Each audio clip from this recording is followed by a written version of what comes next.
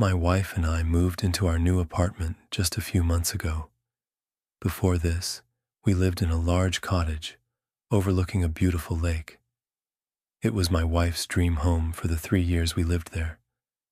We didn't want to leave, but it was a necessary step for us.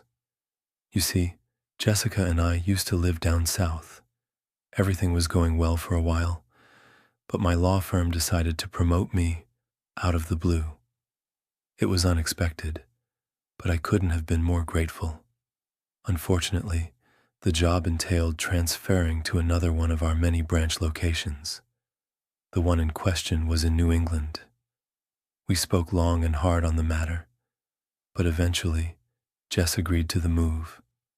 It's important to note that the dollar doesn't stretch as far up north as it does down south. It's also harder to find employment.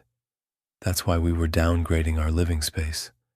Until Jess could find another job, we would have to suffer. At least, that's the way she looked at it. Tensions were high.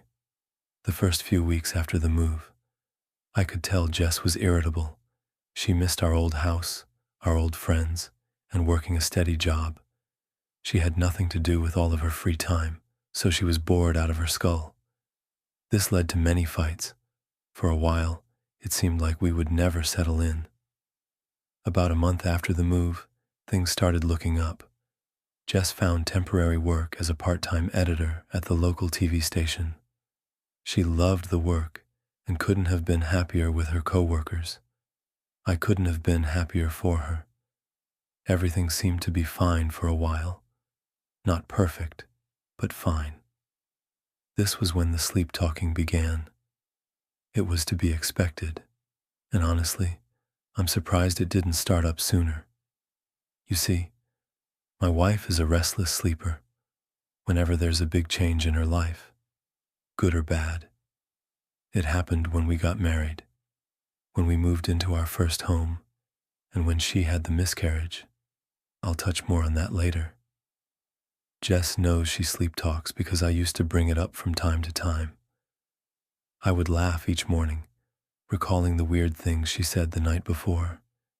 This always made her uncomfortable. She seemed to be embarrassed by it. That's why, after her first night of sleep talking in our new apartment, I didn't say anything.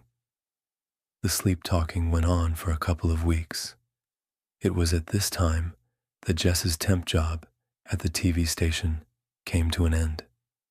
Without a job to keep her mind off of things, her nightly outbursts became much worse. She began screaming at odd times during the night, in which I would be forced to calm her down. One night, her screams turned into tears. As she was crying, she said something I'll never forget. "I wish you were dead." I knew my wife was asleep, but as I sat there by her side, calming her the best I could, I felt the need to press the matter. "You wish who were dead, hun?" To my surprise, she responded, "You." This caught me off guard. It's a strange thing to want your husband dead, and even stranger while you're asleep. "Why?" I asked. "You're ruining my life." Those 4 words cut deep. Whether they were meant or merely the product of a tired mind, they were the kind of words that demanded self-reflection. I wondered for a moment if I truly was ruining her life, or at least if I were to blame for her night terrors. My wife remained silent for the rest of the night. I know this because I stayed up. Contemplation and worry kept me from a good night's rest. I didn't believe for a second that my wife really wanted me dead, but her late-night antics were certainly a cause for concern. Between the screaming episodes and the morbid dialogue, this was the worst her condition had ever been.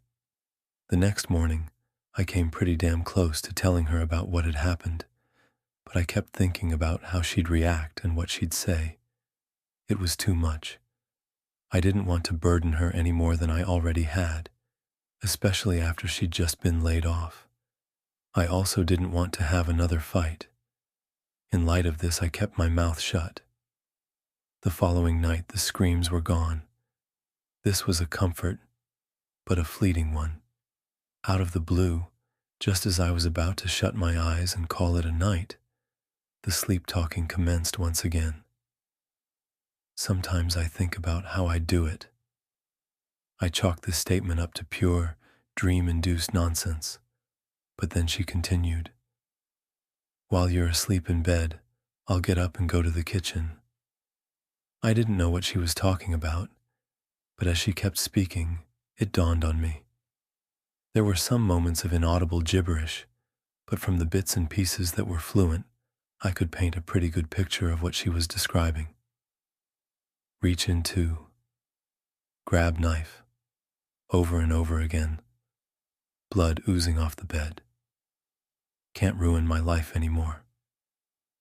My wife was describing her plan to murder me.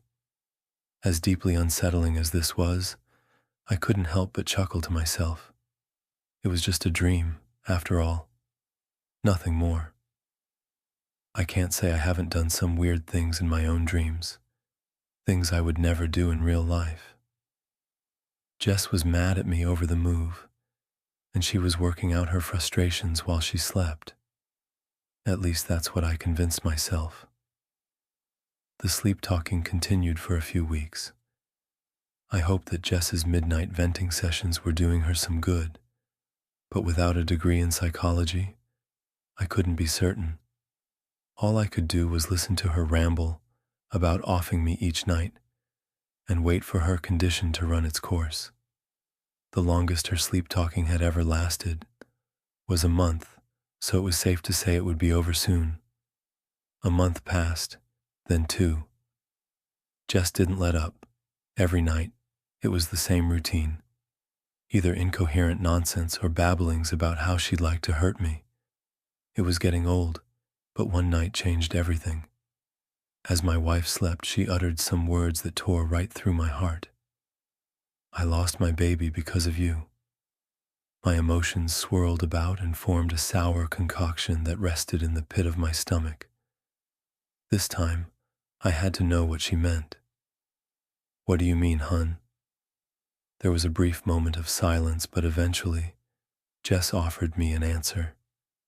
There was some more gibberish mixed in, but she was able to get her point across. "You made me want kids. You put life in me. Now I'm alone." This struck a nerve and caused a few tears to roll down my cheeks. It was my idea to have a kid. Jess never wanted children, but she made herself want them for me. That's why, after the miscarriage, I was surprised to find her absolutely devastated. I had no clue how much she'd warmed up to the idea of having a baby. My tears were interrupted by more sleep talking, of the worst variety. "I will kill you. I promise." That was the last thing she said all night. It's been roughly a week since my wife made that promise. As disturbing as that threat was, I could have easily brushed it off with the rest, assuming it too was the product of stress and was nothing for me to worry about. Unfortunately, I can't stop worrying about it. Jess is scaring the crap out of me. I'm now taking short naps and sleeping with one eye open, and it's all because of one thing. Now, she's sleepwalking.